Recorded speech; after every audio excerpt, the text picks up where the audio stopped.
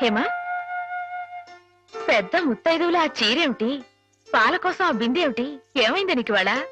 ఏం కాలా, నేను వెళ్ళి నీళ్లు తీసుకొస్తాను, నువ్వు వెళ్ళి పాలు తీసుకురా. రోజు నువ్వెళ్ళి పాలు తీసుకొచ్చేదానివి, ఇవాళ కొత్తగా ఏం మార్పు వచ్చింది? నిన్నటి ఆదివారం వెళ్ళిపోయి వాళ్ళ సోమవారం వచ్చింది, అదే మార్పు. పెద్ద మాటలు. నేనెప్పుడో నీళ్లు తీసుకొచ్చేసాను, నువ్వు వెళ్ళి పాలు తీసుకురా. టైంకి సరిగ్గా కాఫీ అందకపోతే ఒక్క నిమిషంలో సోమవారాన్ని మంగళవారం చేసేస్తాడు నాన్న. నువ్వు వెళ్ళు.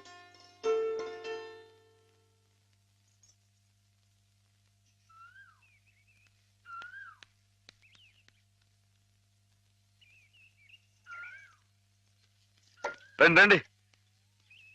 ఏంటమ్మాయి గారు ఆలస్యంగా లేచారేంటండి? కళ్ళు కలవల్లా ఉన్నాయి. పాలు పాలు రెడీయేగానండి. రాత్రి స్టేజ్ మీదకి అసలు నిజంగానే ఆదిశక్తి వచ్చినట్టుందండి. చూశారు కదండి రాత్రి మీరు వచ్చిన వంగత వాళ్ళందరినీ ఎలా ఉతికి పారేశానో. పాలు రాత్రి దెబ్బతో నాకు గట్టి నమ్మకం వచ్చేసిందండి. నాకు ఎప్పుడు ఏ ఆపద వచ్చినా మీరు వచ్చి కాపాడేస్తారని. నువ్వు జాగ్రత్తగా ఉంటే నీకు ఆపదలు ఎందుకు వస్తాయి? అసలు ఎదుటి వాడిని చదవగలిగే లౌక్యం నీకు రావాలని రోజు దేవుడికి దండం పెట్టుకుంటున్నాను. నిజమా అమ్మాయి గారు? రోజు నా గురించి మీరు దేవుడికి దండం పెట్టుకుంటారా? పాలు చూడు. బాగుంది నాన్న, బాగుందండి. శుభం. మరి అబ్బాయికి అమ్మాయి నచ్చింది కాబట్టి ఆ ఇచ్చిపుచ్చుకోవడాలు కూడా మరి బాబు, అబ్బాయి గారికి అమ్మాయి గారు పాస్ అయిపోయి సరే అండి, మరి అమ్మాయి గారికి అబ్బాయి గారు పాస్ అవ్వట్లేదు ఏంటండి? అయ్య బాబా. వెళ్తాం గారు, మిమ్మల్ని కొంచెం అలా బయటికి రండి. రండి. అమ్మాయి గారు, మీకు పెళ్లి కొడుకు అన్ని విధాలా నచ్చితేనే ఈ పెళ్లి జరుగుతుంది, లేకపోతే జరగదు. చెప్పండి, మీకు అబ్బాయి నచ్చాడా? ఆడపిల్లలు నువ్వు ఇట్ట అడగగానే అట చెప్పేస్తారా? రైటే లేండి, ఇటప్పుడు కొంచెం ఇరకాడంగానే ఉంటుంది. ఓ పని చేయండి, అబ్బాయి మీకు నచ్చితే నవ్వుతూ తలదించుకోండి, నచ్చలేదు అనుకోండి కోపంగా నాకేసి తిరిగి చూడండి. అయ్యి బాబాయ్, అదేంటండి? అటు నవ్వు కాదు, ఇటు కోపం కాదు, అటు బాధగా చూసి అర్థం ఏంటండి? నాన్నని, చెల్లెల్ని, మిమ్మల్ని అందరినీ వదిలి వెళ్ళాలంటే బాధగా ఉంది. రైటేనండి, ఆడపిల్ల అంటే అంతే కదండి. పాపం రేపు హేమ గారు కూడా అంతేలే. వదిలేస్తే లింకులు పెట్టేస్తాడు. నీకాయన నచ్చారా లేదా అది చెప్పు.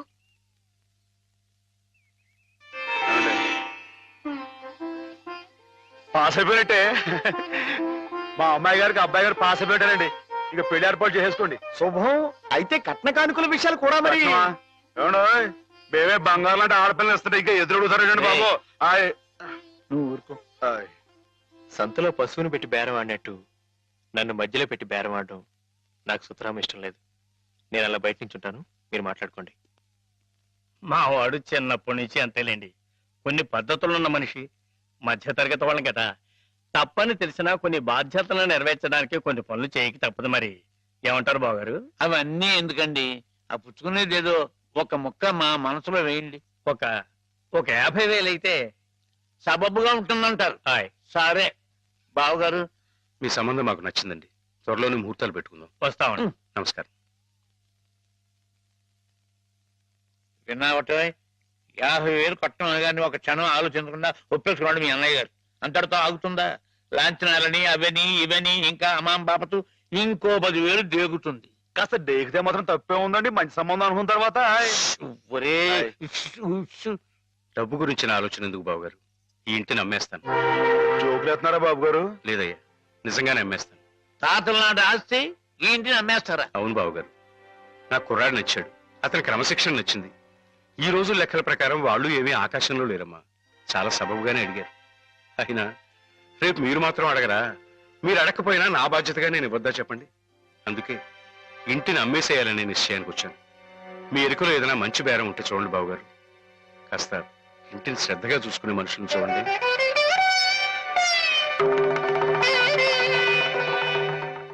బామ్మగారు. ఎవరు? మాధవ. రా బాబు కూర్చో. మా వెధవా ఇంట్లో లేడు. నేను మీతోనే పనుండి వచ్చానండి. నా కోసమా? ఏమిటి బాబు? నేను మిమ్మల్ని ఒకటి అడుగుతానండి, మీరు కాదనకుండా నాకు మాట ఇవ్వాలి. ఏమిటది? ముందు మాట ఇవ్వండి, తర్వాత చెప్తాను. సరే మాట ఇస్తున్నాను. ఏమిటో చెప్పు. ఇదిగోండి ఈ డబ్బు తీసుకోండి. డబ్బా హాయ్. ఎందుకు? ఇది మీ డబ్బుగా బాబు గారికి మీరు ఇవ్వాలి. నా డబ్బుగా బాబు గారికి ఇవ్వాలా? హాయ్. ఎందుకని? లలితమ్మ గారికి మంచి పెళ్లి సంబంధం కుదిరిందండి. 50,000 దాకా కట్నం అడిగారు. ఆ డబ్బు కోసం బాబు గారు ఇల్లు అమ్మేస్తున్నారు. ఇల్లు అమ్మేస్తే ఆయన ఏమైపోతారు పాపం? అందుకే కదండి ఈ డబ్బు ఇస్తున్నాను. నాకు ఎప్పటి నుంచోనండి బాబు గారి పుస్తకాలు వచ్చేయించాలన్న చిన్న ఆలోచన ఉందండి. ఆ. ఆ కోరిక ఉపయోగించుకుని ఈ డబ్బు బజాన కింద ఇచ్చామనుకోండి, ఆ పెళ్లి ఖర్చుకి ఉపయోగపడుతుంది, ఆ ఇల్లు నిలుస్తుందండి. అవును, ఇంత డబ్బు ఎక్కడిది నీకు? అప్పు చేశావా? నాకు ఆవులున్నాయి కదండి, అందులో కొన్ని అమ్మేశానండి. మిగతావేమో బేరం పెట్టాను. ఇలా అన్ని అమ్మేసుకుంటే నువ్వేం తిందామని? మళ్ళెవరే మీరంతా లేరేంటండి? మీ ఇంటికి వస్తే ఓ ముద్దు పెట్టరా? నాకు ఈ సాయం చేసి పెడతారు కదండి. మారేడు దళం శివుని పాదాలు తాకాలంటే ఏ చేతులు కాదంటాయి? ఎంత దొడ్డ మనసురా నాయనా నీది. ఏమిటి బామ్మగారు, నా కావ్యాలను మీరు అచ్చువేస్తారా? అది కాదు బాబు గారు, మా వారు బోలుడు హైవేస్ నాకు వదిలి వెళ్ళిపోయారు. అనుభవించడానికి నేను నా మనవడు మిగిలాం. ఆ డబ్బు ఇలాంటి పుణ్యకార్యాలకు ఉపయోగిస్తే నా జన్మ తరిస్తుందనిపించింది. బామ్మగారేంటండి పొద్దునే జన్మలు అయ్యి అంటున్నారు? నాన్నగారు పుస్తకాలన్నీ బామ్మగారు అచ్చు వేయిస్తారట మాధవ. అయ్యో బాబోయ్, ఎంత శుభవార్తేనానండి. అండి బాబు గారు, ఇక రామాయణం మహాభారతం పక్కన పేటేసి కూర్చుంటాయి మీ పుస్తకాలు. హాయ్. కానీ నా పుస్తకాల మీద మీకు రాబడి పెద్దగా ఉండకపోవచ్చు బామ్మగారు. మాకు పైసా రాబడి రాకపోయినా పర్వాలేదు బాబు గారు. ఒక మహాకవి రాసిన అపురూప గ్రంథాలు వెలుగు చూడాలి. మీరేమిటో, మీ కళానికున్న శక్తి ఏమిటో 10 మందికి తెలియాలి. ఏం మాధవా? 1,00,000 విలువ చేసే మాట అన్నారండి. ఆ మాటతో పాటే బజానాగా ఇంత ఇప్పించేస్తే ఈ విషయం పాస్ అయిపోద్దండి. హాయ్. మాధవ, బేరాలు ఆడడానికి భజనాలు పుచ్చుకోవడానికి ఇది నువ్వు పశువుల సంతకెళ్ళి చేసే పశువుల బేరం అనుకున్నావుటయ్యా? ఇటువంటివి నచ్చవు నాకు. రైటే బాబు, ఇప్పుడు ఆవులు గేదెల మధ్య గడిపేవాడిని. అంతవరకు ఆలోచించాను. తప్పే. మాధవేం తప్పుగా అనలేదు బాబు గారు. మీకు ఎంతో కొంత ఇవ్వటం మా బాధ్యత, ధర్మం. ప్రస్తుతానికి 50,000 అట్టి పెట్టండి. ఇప్పుడు ఎందుకు బామ్మగారు? రేపు పుస్తకాలన్నీ వచ్చైన తర్వాత ఏకమొత్తంగా ఇద్దరు గాని. ఉంచండి బాబు గారు. పెద్దమ్మాయి గారు పెళ్ళని కూడా అనుకుంటున్నారట కదా, దేనికైనా అక్కడికి వస్తుంది. బామ్మగారు మాట కాదనకండి బాబు, ఉంచండి. మన అవసరం పాస్ అయిపోతుంది. ఇచ్చేయండి.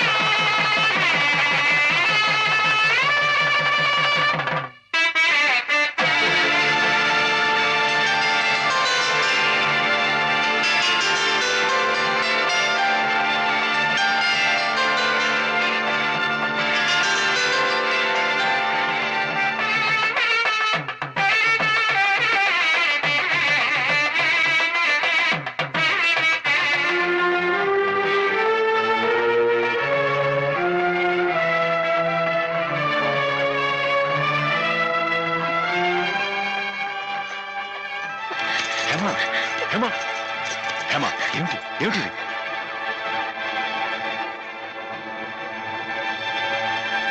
ఏంటండి అమ్మాయి గారు, ఏమైందండి? ఏం లేదు.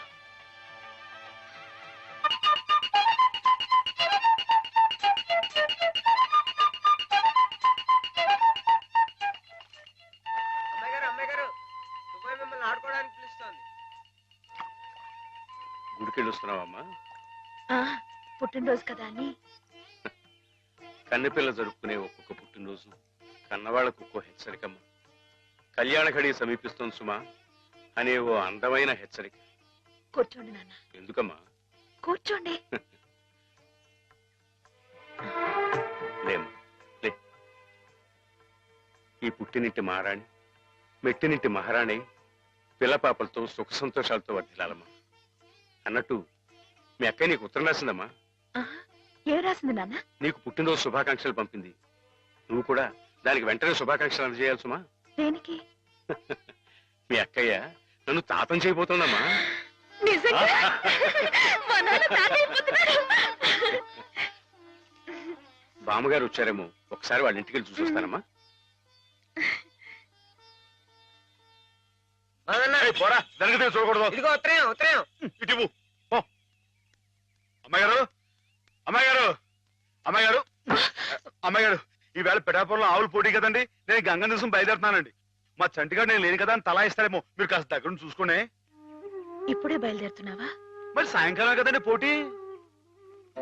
పోనీ మధ్యాహ్నం వెళ్ళకూడదా? మధ్యాహ్నం బయలుదేరితే టైం ఏమి మిగులుద్దండి. ఆవు కాస్త అలుపు తీర్చుకోవాలన్నా, ఈ సర్దుకోవాలన్నా ఇప్పుడు వెళ్ళడం రైట్ అండి. సరే, నీ ఇష్టం. ఉంటానండి. అదేమిటి? ఇంతకీ కావాల్సిన ఆవిడ మర్చిపోయానండి. ఈ ఏడాది కూడా బహుమతి నాకే పాస్ అయిపోవాలని కోరుకున్నారు కదండి. నువ్వు అడిగితే కదా. అయ్య బాబు, అడగాలండి. కోరుకోండి బాబు. సరే, నీదే. చాలండి.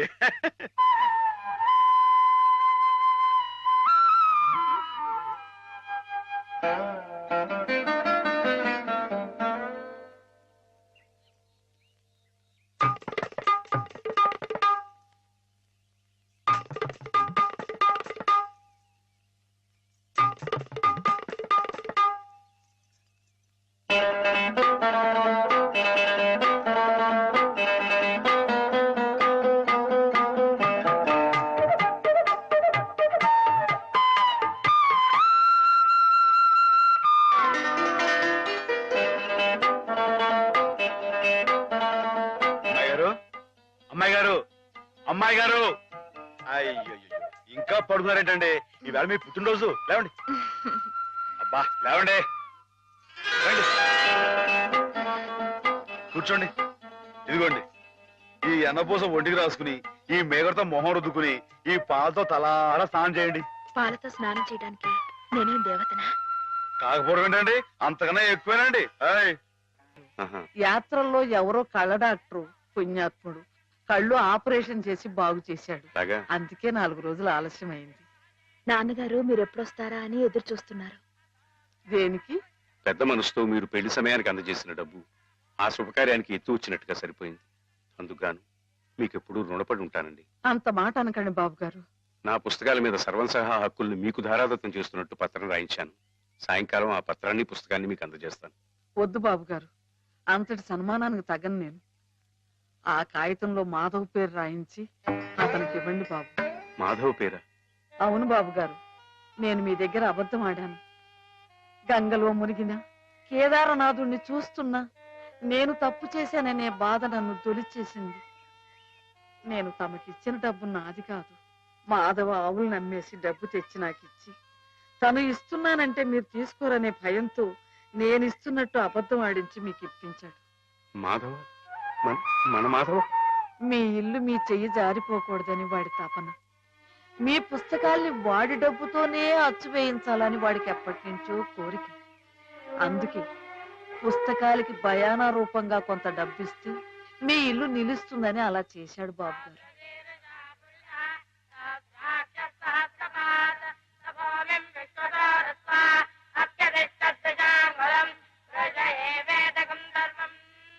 ఆవులు ఏమయ్యాయా అని అడిగితే ఆసుపత్రిలో చేర్పించానని అబద్ధం చెప్పాడు.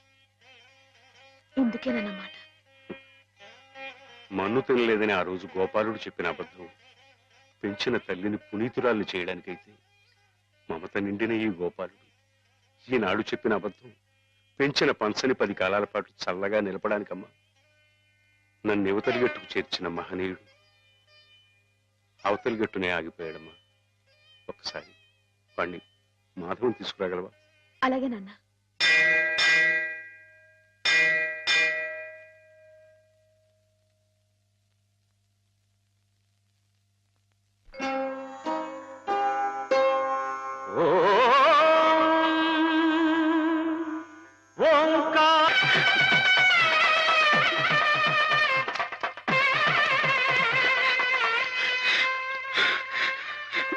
మహేశ్వరుడు, పరమేశ్వరుడు, లోకరక్షకుడు, ఇవన్నీ నీ పేర్లేక ఒక్క మంచి పని కూడా చేయలేని వాడివి నీకెందుకయ్యా ఇన్ని మంచి పేర్లు?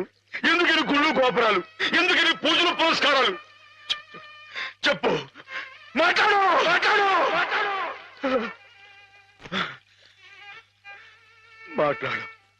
ఎందుకంటే నువ్వు తప్పు చేసావు గనక. అసలు నువ్వు అంటూ ఉంటే కదయ్యా తప్పు చేయటానికైనా ఒప్పు చేయటానికైనా. నువ్వు ఉన్నావనుకోవటం మా పిచ్చి, మా ఎర్రి, మా భ్రమ. వద్దు, నువ్వు మా మధ్య ఉండడానికి వీల్లేదు. పో, దూరంగా పో. ఈ గోదావరిలో కలిసిపో, ఈ గోదావరిలో కలిగిపో. ఏమిటి ఆవేశం? దేవుడి మీద నా నీ కోపం? ఈయన దేవుడులాగా అవుతాడు బాబా. నమ్ముకున్న వాళ్ళకు మంచి చేసేవాడు దేవుడు, పూజలు చేసేవాళ్ళకు కాపు కాసేవాడు దేవుడు. ఈయన మనిషిలాగే మోసాడు బాబా. లేకపోతే రోజు శివారాధన చెయ్యందే మంచి నీళ్ళు కూడా ముట్టుకుని అయ్యగారిని అర్థంతరంగా తీసుకుపోతాడా? అలాగా?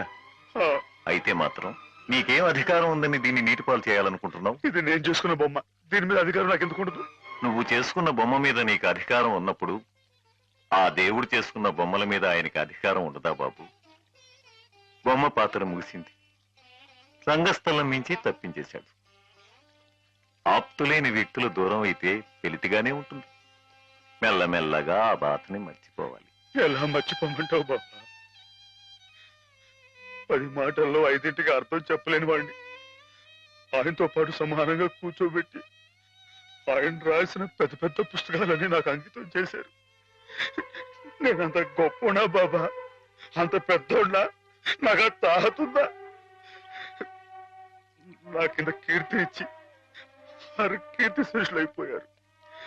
నా మేడం మణారం వేసి ఆయన బట్టలో కలిసిపోయారు. ఊరుకో మాధవ, ఊరుకో. నీ బాబుగారి ఆత్మ శాంతించాలంటే త్వరలో ఆ పుస్తకాలన్నీ అచ్చు వేయించి ప్రజలకు అందించు. ఆయన పేరు శాశ్వతంగా నిలుస్తుంది.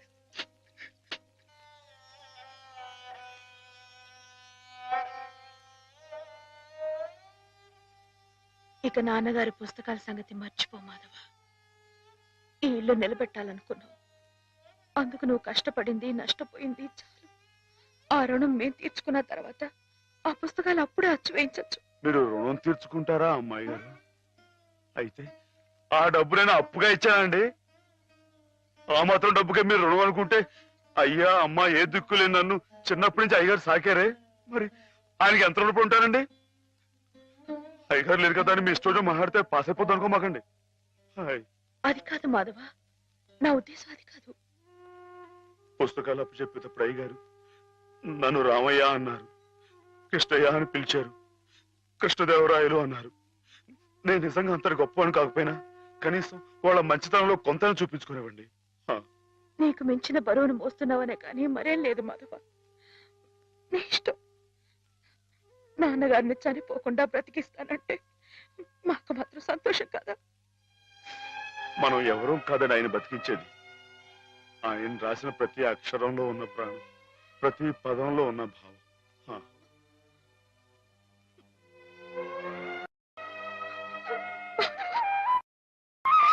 అమ్మాయి గారు, అమ్మాయి గారు, ఊరుకోండి అమ్మాయి గారు.